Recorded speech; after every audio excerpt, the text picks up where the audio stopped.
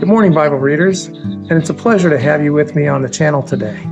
Today we're continuing in our walk through the book of Proverbs. And since we're still in the section covering Solomon's wisdom, it shouldn't surprise us that we'll cover some similar ground that we're already familiar with. To begin with, in these 3 chapters, there are a lot of insights concerning God's divine sovereignty, the power of human words, and the pitfalls of pride. And they all seem to be interwoven with the dynamics of human relationships.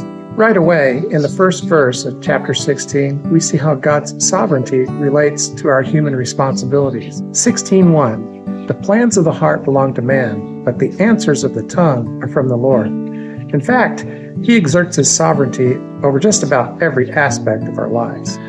We see again in 16:9, the heart of man plans his way, but God establishes his steps. And again in 16:33, a lot is cast in the lap, but the decisions are from the Lord. Translation, there ain't no such thing as random chance. God determines the outcomes. And whether we realize it at the time, it's always suiting his purpose.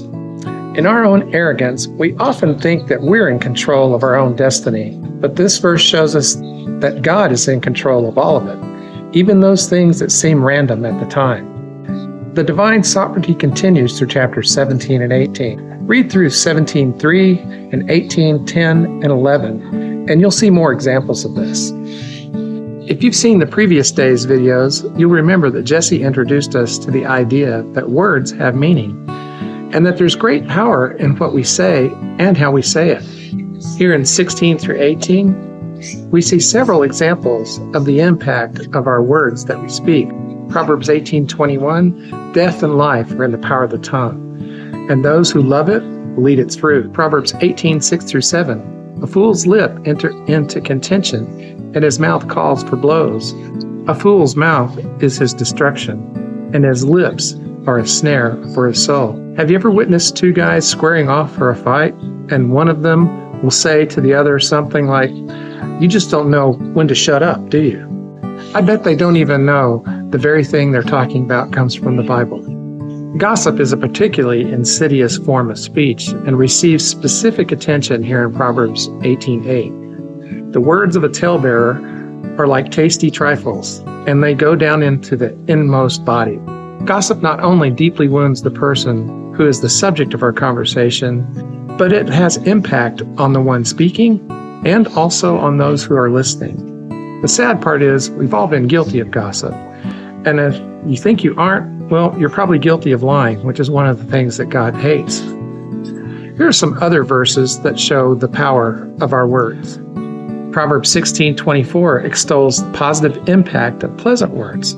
Pleasant words are like a honeycomb, sweet to the soul and healing to the bones. Likewise, Proverbs 17:4 warns, a wicked man listens to evil lips. A liar gives ear to a destructive tongue. Some of you may think that the best way to avoid issues caused by the words that you speak is just to keep to yourself.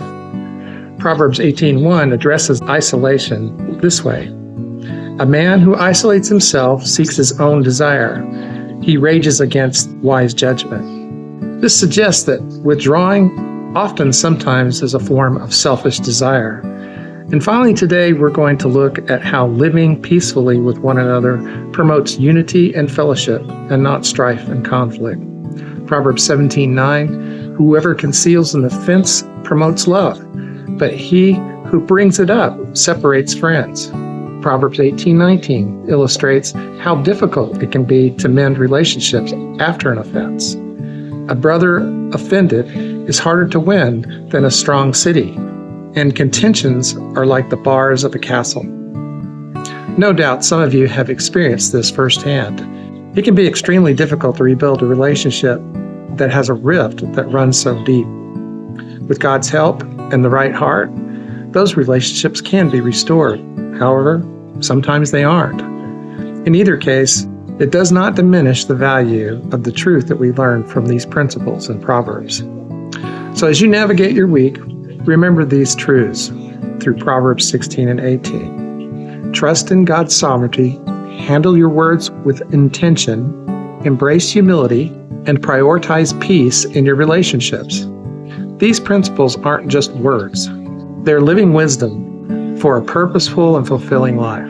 Don't forget to hit the like and subscribe button. It really does help us to get the word out to other people. We'll see you on the next video.